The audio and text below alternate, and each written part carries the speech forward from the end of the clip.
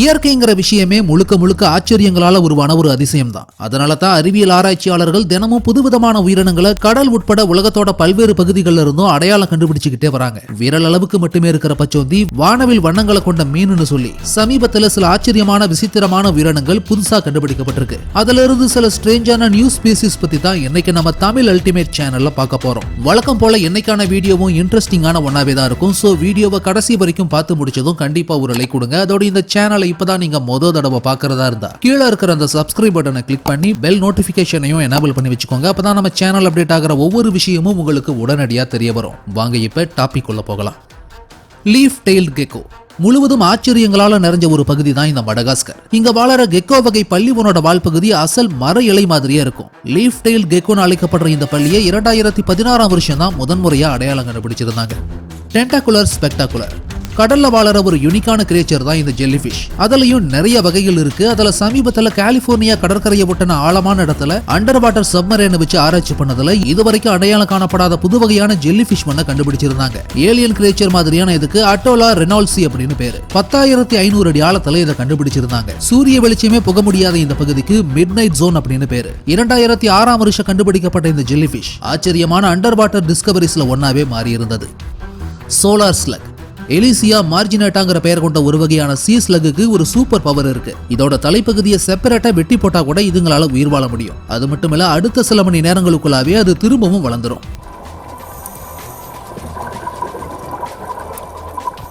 இந்த சீஸ்லக்ஸ் பெரும்பாலும் கடல் பாசிகளை தான் சாப்பிடும். அதுல குளோரோபிளாஸ்ட் அப்படிங்கிற ஒரு விஷயம் கலந்துருக்கும். அதுதான் தாவரங்கள் ஒளிச்சேர்க்கை செய்ய உதவும். ஆனா அதிர்ஷ்டவசமா பாசிகளை சாப்பிடக்கூடிய இந்த சீஸ்லக்ஸ் அதுல இருக்கக்கூடிய குளோரோபிளாஸ்ட தனக்குள்ளார ஸ்டோர் பண்ணி வச்சுக்கும். அதுதான் இதோட தலைப்பகுதி துண்டுபட்டாலுமே அடுத்த 20 மணி நேரத்துக்குள்ளாவே மறுபடியும் புதுசா வளர உதவி செய்யுது. அதாவது உடல் பாகம் செயலிழந்தாலும் தலைப்பகுதியிலிருந்து உடல் பகுதி புதுசா உருவாகும்.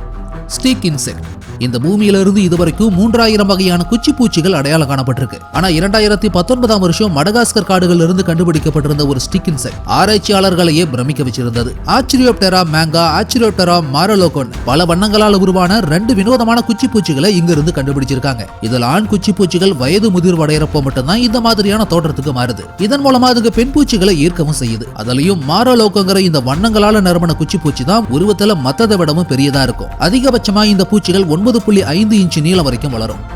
கிளைடிங் கழுகு பார்க்க லெமுர் மாதிரியே இருந்தாலும் உண்மையில் இது கழுக வகையை சேர்ந்த ஒரு உயிரினம். மரங்கள் மேல ஒட்டி வாழற இந்த பாலூட்டி இனம் தென்கிழக்காசிய காடுகளை பூர்வீகமா கொண்டது. பல வருஷங்களாவே சுண்டா கழுகுங்கிற உயிரினத்துல ஒரே ஒரு இனம் மட்டும் தான் இருக்குன்னு ஆராய்ச்சியாளர்கள் நினைச்சுக்கிட்டு இருந்தப்போ 2008 வருஷம் தான் இதுல 3 வகையான சப் ஸ்பீசிஸ் இருக்குங்கிறத கண்டுபிடிச்சிருந்தாங்க. அதுலயும் இப்போ நீங்க பாக்குற இந்த சுண்டா கழுகு உயிரினம் ஒரு மரத்துல இருந்து இன்னொரு மரத்துக்கு கிளைட் பண்ணி போற மாதிரி, அதாவது பறக்காம காத்தலையே பாராஷூட் மாதிரி மெதுவா சறுக்கி போற மாதிரியான ஒரு தகவமைப்பை கொண்டு இருந்தது. 2 பவுண்ட் மட்டுமே எடை கொண்ட இதுங்களுக்கு வவ்வால்களுக்கு இருக்கிற மாதிரியே உடலமைப்பை சுத்தி ஜவ்வு மாதிரியான ஒரு அமைப்பு இருக்கிறதுனால தான் இதுங்களால கிளைட் பண்ணி தாவி பறந்து போகவும் முடியுது.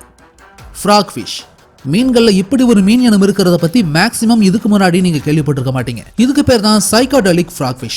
2009 வருஷம் இந்தோனேஷியாவோட ஆம்பான் ஐலாண்ட்ல தான் இதை முதல் தடவையா அடையாளம் கண்டுபிடிச்சிருந்தாங்க. எது தலை எது வாலனே அடையாளம் கண்டுபிடிக்க முடியாத இதோட சிக்கலான தோற்றம் தான் இது எதிரிகள் கிட்ட இருந்து காப்பாத்திக்கவும் உதவுது. பவளப்பாறை இடுக்குகளுக்குள்ளார இதுங்க ஒளிஞ்சுக்கிட்டா அவ்வளவு சீக்கிரமா மற்ற பெரிய கடல் மீன்களால இதை அடையாளம் கண்டுபிடிக்கவே முடியாது. இந்த மீன்கள் வாயை திறந்து அசைஞ்சா மட்டும்தான் இப்படி ஒரு மீன் அங்க இருக்குங்கிறதையே நம்மளால கண்டுபிடிக்க முடியும். சளி மாதிரி வளவளப்பான ஒரு திரவத்தினாலதான் இதோட தோல் பகுதி ப்ரொடெக்ட் ஆகியிருக்கும். அதோட இந்த மீன்களால அவ்வளவு ஈஸியா தண்ணியில நீந்த முடியாது. அதனால தரைய ஒட்டியும் பவளப்பாறை இடுக்குகள்ல மறைஞ்சுதான் இதுங்க உயிர் வாழும்.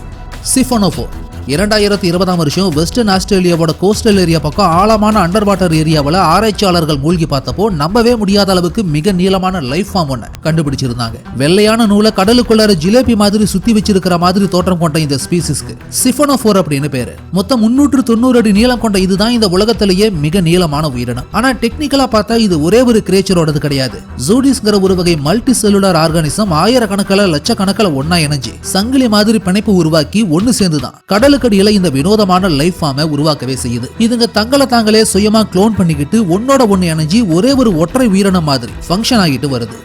கிளாஸ் ஃப்ராக் யுனைடெட் ஸ்டேட்ஸை விடவும் ஈக்வடார் கண்ட்ரி 35 மடங்கு சின்னதாவே இருந்தாலும் இந்த உலகத்துல இதுவரைக்கும் அடையாளம் காணப்பட்ட பறவை இனங்கள்ல 16% இந்த நாட்டுல மட்டும்தான் வாழுது. அது மட்டுமில்ல உலகத்தோட 8% அளவுக்கான பாலூட்டி விலங்குகளும் 8% வரைக்குமான இருவாழ்விகளும் இங்கத்தான் உயிர் வாழுது. அதனால விலங்கியல் ஆராய்ச்சியாளர்களுக்கான சொர்க்கம்னே சொல்லலாம் இந்த ஈக்வடார் தேசத்தை. அப்படிப்பட்ட ஈக்வடார் காடுகள்ல இருந்து சில வருஷங்களுக்கு முன்னாடி கண்ணாடி மாதிரி டிரான்ஸ்பரண்டான தவளை ஒண்ணு கண்டுபிடிச்சிருந்தாங்க. கிளாஸ் ஃபிராக்னு அழைக்கப்படுற இந்த பச்சை தவளைகளோட உடலமைப்பு உள்ளுறுப்புகளே டிரான்ஸ்பரண்டா வெளியே தெரியக்கூடிய அளவுக்கு ஒரு கண்ணாடி கிளாஸ் மாதிரி தான் இருக்கும். 2022ஆம் வருஷம் கண்டுபிடிக்கப்பட்ட இந்த தவளை சராசரியா 1 இன்ச் நீளம் மட்டுமே இருந்தது.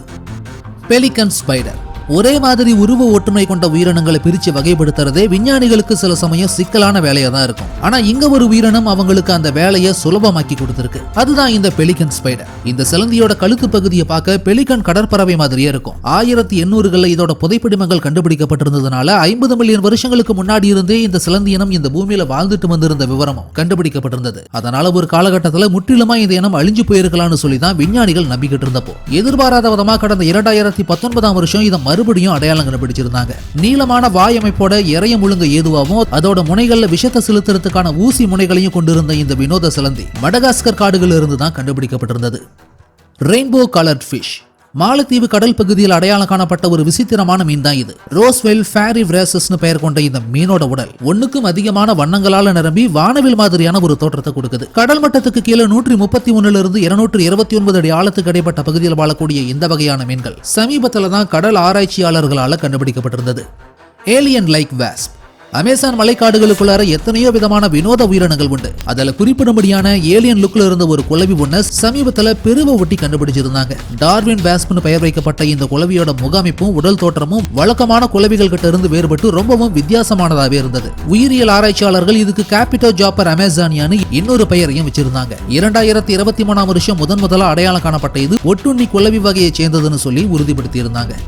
சிலோபிராக்கிஸ் நட்டானிகாரம் டரண்டுலா வகை சிலந்திகள்லயே தனித்தன்மையோட ப்ளூ கலர்ல வாழற ஒரு அரிய வகை சிலந்தி தான் இந்த சிலோபிராக்கிஸ் நட்டானிசாரம். ரேர் அண்ட் ஸ்பெஷல் கேட்டகரியை சேர்ந்த இந்த சிலந்தியை தெற்கு தாய்லாந்தோட சதுப்பு நில காடுகள்ல சமீபத்துல தான் கண்டுபிடிச்சிருந்தாங்க. அதோட தாய்லாந்து சதுப்பு நில காடுகள்ல வாழற ஒரே டரண்டுலா வகை சிலந்தி இனமும் இது மட்டும்தான். இந்த உலகத்துல 900 வகையான டரண்டுலா சிலந்தி இனங்கள் உயிர் வாழ்ந்தாலும் இதோட வைப்ரண்டான எலக்ட்ரிக் ப்ளூ கலருக்காகவும் விஷமில்லாத சிலந்திங்கிறதுனாலையும் சில பேர் இதை செல்ல பிராணியாவுமே கூட வளர்த்துட்டும் வராங்க.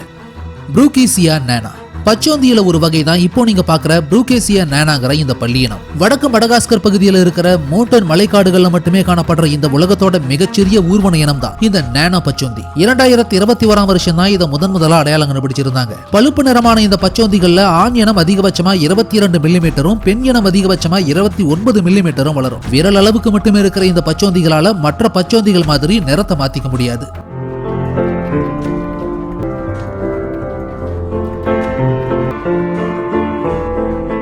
இதுல பெண் பச்சோந்திகள் வயிற்றுல முட்டைய சுமக்க இடம் வேணுங்கிறதுனால இயல்பாவே பெண் பச்சோந்திகள் ஆண் இனத்தை விடவும் கொஞ்சம் பெருசானதா தான் இருக்கும். மடகாஸ்கர்ல இன்னைக்கு காடுகளை மனிதர்கள் கொஞ்சம் கொஞ்சமா மரங்களை வெட்டி அழிச்சிட்டு வரதுனால உலகத்திலேயே இந்த ஒரே இடத்துல மட்டுமே வாழக்கூடிய இந்த அரிய வகை பச்சோந்திகளும் சீக்கிரமா அழியிற நிலைமைக்கு தள்ளப்பட்டிருக்கு.